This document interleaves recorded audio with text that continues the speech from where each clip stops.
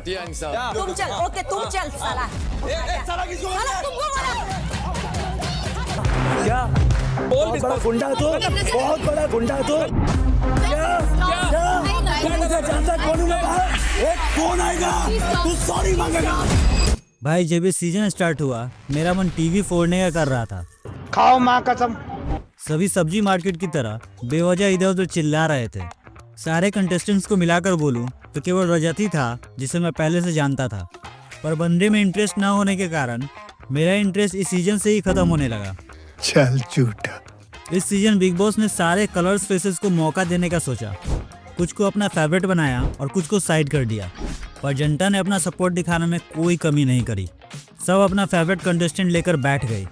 आज के इस वीडियो में हम इस सीजन के मास्टरमाइंड को ढूंढने की कोशिश करेंगे। जब सीजन स्टार्ट हुआ था तो बहुत सारे कैरेक्टर्स इन्वॉल्व थे। उनमें से मुझे अरफिन का स्टाइल भी थोड़ा पसंद आता था। जिस अंदाज में वो सारा और सारे घर वालों से बात करते थे, उनका मैच्योरिटी और कामनेस दिखता था। आप मुझे ये नहीं बोल सकते हो।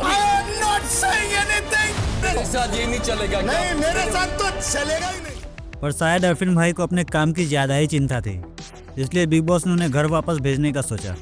घर में अब तक 2-3 ग्रुप्स बन चुके हैं, पर हमारी चाहत अभी वही है, बिल्कुल अकेली एक अवला नारी। मैं एक बात बोलूं, अगर नहीं, तुम्हें आप कॉमन नहीं, सेंस मैं ऐसे ही बोल रहा हूं बस। नहीं आता है ना तो तुम मत बात करो मुझसे। तो स्टार्टिंग में हमें चाहत और रजत की राहत वाले क्लिप्स बहुत देखने को मिले। मैं बस आपसे बहस नहीं कर सकता। घर में पूरे घर में कोई भी कुछ बोलेगा मैं दूसरे ये जो कर रहे हो कपड़े और सामान छुपाना ये गलत। पर धीरे धीरे रजत हमारे विवियन की तरह समझ गया कि अगर यहाँ रहना है तो चाहत से डिस्टेंस जरूरी है। अगर ये वायरस फैल गया तो घर में रहना मुश्किल है। No doubt she is a brilliant actress, पर ये तो रियलिटी शो है ना। यहाँ रोने से सिंपैथी नहीं, घर जाने का रास्ता मिलता है। नहीं रह सकती Shilpa ji one of the finest player this season. Player इसलिए क्योंकि वो नॉमिनेट भी कर देती है और ब्लेम भी नहीं लेती। उन्हें हमेशा विवियन और करण के बीच फंसते हुए देखा गया है, पर हमें और जनता सबको पता है शिल्पा जी हमारे विवियन से थोड़ा ज़्यादा क्लोज है, और ये धीरे धीरे करण को समझ आ रहा है। करण जो एक चिंगारी देने की हमेशा कोशिश करते हैं, वो अभी भी कोने में ही रहते हैं और बिग बॉस उन्हें कन्फेसर रूम में अपने दोस्त से बात नहीं करवाते। करण हाल ही में खतरों के खिलाड़ी जीत कर आए हैं और उनका कॉन्फिडेंस लेवल ऑलरेडी हाई है, पर अब उन्हें समझ आ रहा है big boss is not like खतरों के खिलाड़ी। यहाँ बोलना भी होगा, सुनना भी होगा और कभी कभी लड़ना भी होगा। Be a man, Karan, be a man and Let's go point to admit it point. कि सबके हिस्से का Let's go. आपको चाहिए। जो लोग मुझे लाइक नहीं करते ना, वो भी ये बोल रहे थे कि सारा बेकार का मुद्दा उठा रही है। अब थोड़ी बात करते हैं घर के मेजर दुश्मन की, जो है अविनाश। इन्होंने शुरुआत में इतने सारे पंगे ले लिए कि 3 लोगों के अलावा इनके लिए कोई खड़ा ही नहीं होता, और एलिस के जाने के बाद तो ये नंबर भी 2 हो चुका है।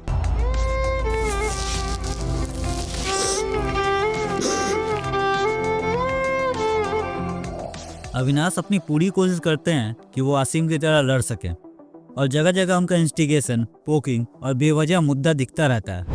पर वनडे ने गेम में अपनी एक अलग ही जगह बनाई है। इनकी दोस्ती और दुश्मनी दोनों सच्चे दिखते हैं।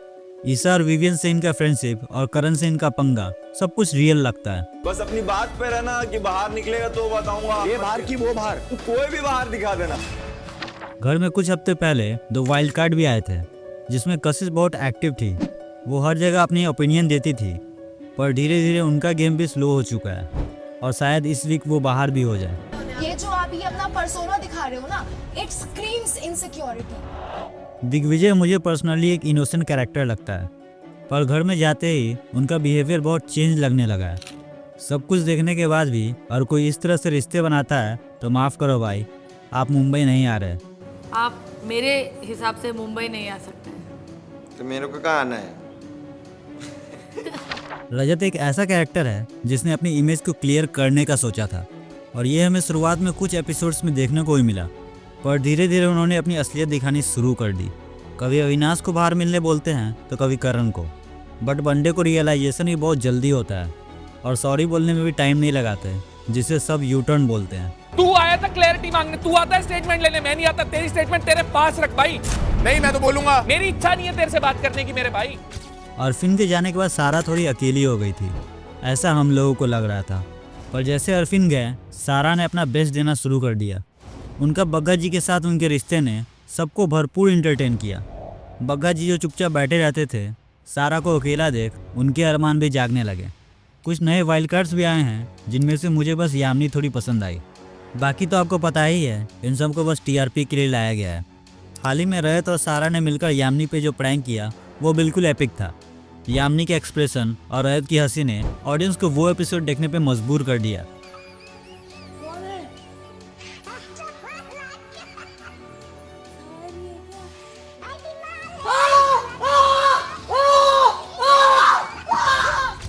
अब अगर सबकी बात करें तो कंटेस्टेंट नहीं घटेंगे, पर वीडियो का लेंथ जरूर बढ़ जाएगा।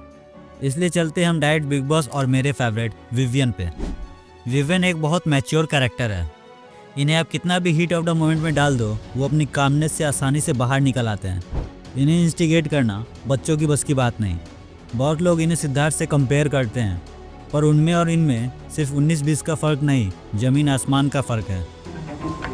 19-20 का फर्क है, 19-20 का फर्क है, 19-20 का फर्क है। विवियन ने टाइम टू टाइम अपनी दोस्ती साबित करी है और रिसेंटली शिल्पा जी को नॉमिनेशन से बचाकर सबका दिल जीत लिया।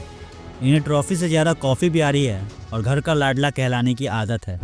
इस सीज़न में मेरे पर्सनल फेवरेट विवियन है। अपना फेवरेट नीचे कमेंट में ज़रूर बताएं। बात करें मास्टरमाइंड की, तो मुझे शिल्पा, रजत और करण तीनों मास्टरमाइंड लगते हैं। हालांकि रजत की चालाकी सबको दिखती है, पर जो गेम शिल्पा जी और करण खेलते हैं वो किसी को नहीं दिखता। करण के रिश्ते भी चुंग के साथ बहुत मजबूत हैं। आगे चलकर ऐसा पॉसिबल है कि वो शिल्पा जी से साइड हटकर अपने गेम को एक नया रूप दे।